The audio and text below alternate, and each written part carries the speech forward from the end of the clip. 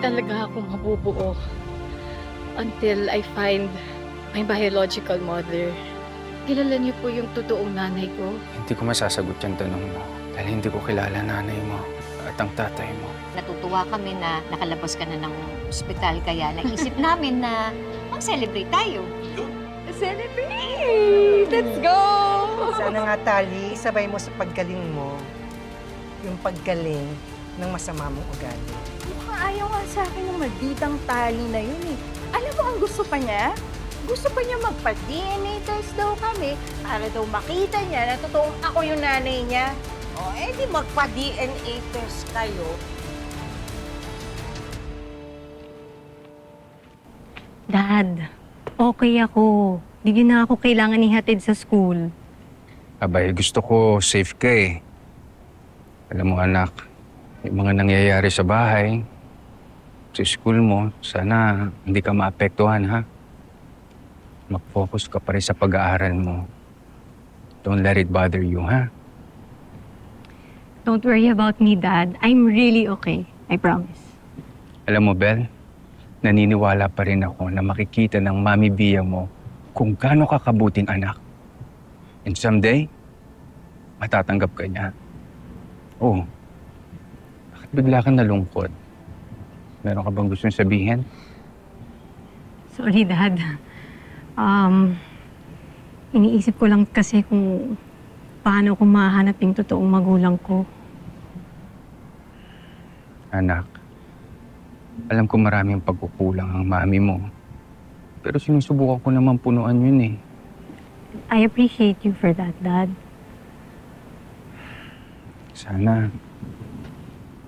Sana maging enough ako sa'yo. Sana maging enough yung mga ginagawa ko para sa'yo, Bel. Sana enough na rin yung pagmamahal ko sa'yo para hindi mo nahanapin yung mga tunay mong magulang. And you know how much I love you. Thank you, Dad. I love you.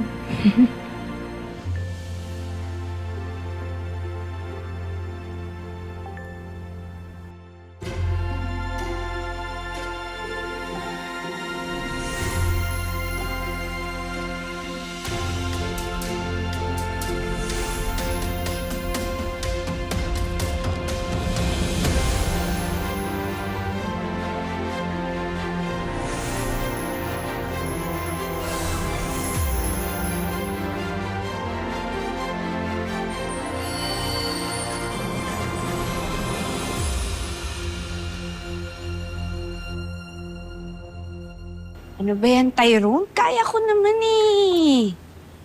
Basta Tali, pag kailangan mo ako, nandito lang ako. Lalo na kapag may nang-aaway sa'yo, poprotektahan kita. Promise yun. Sus! Ikaw nagpapakakuya ka na naman eh. Eh ako naman yung mas matanda sa ating dalawa. Basta Tali, OCA lang ako. Kasi ano na naman yan?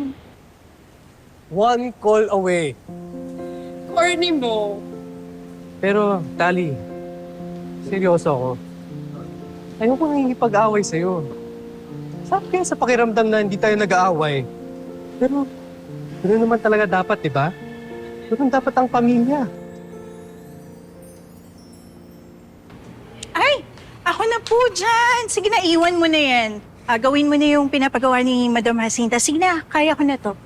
Sigurado ka? Oo! Sige, ako na. Ay, sandali. Naiwan ni Tali. Teka.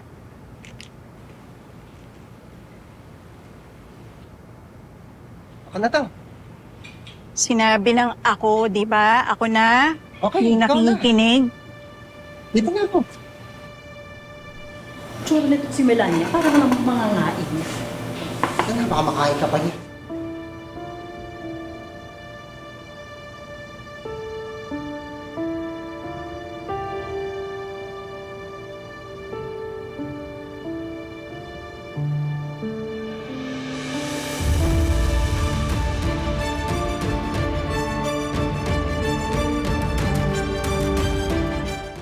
Tyrone, kaya ko na. Basta, Tali, Kaya ko na. Okay? Sige. Thank you.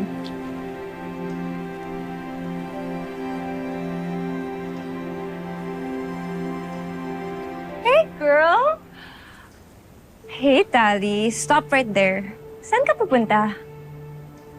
Hindi ba obvious? Bulag ba kayo? Papasok ako ng klase ko. As if you even still have the means to go to the school.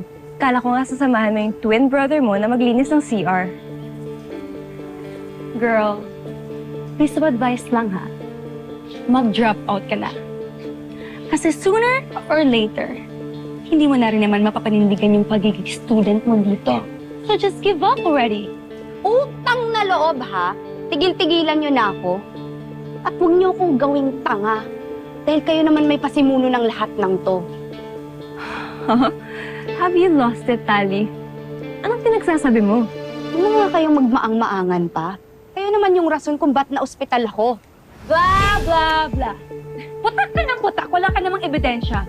Nothing but baseless accusations, Tali. Also, ang kapal na mukha mo para kalabanin kami. Don't even bother, Tali. Because you don't stand a chance. From Tali to Talo real quick. What a period. Wala man akong oras para sa inyo.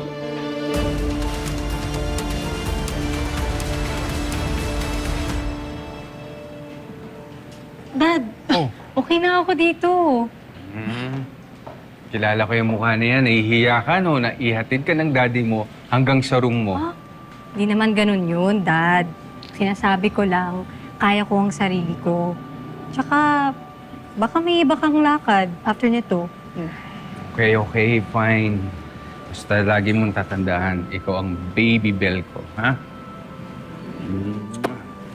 Oh, basta pag meron nanakit sa'yo, sumbong mo kagad kay daddy, ha? Yes, Dad. Promise, ha? Promise.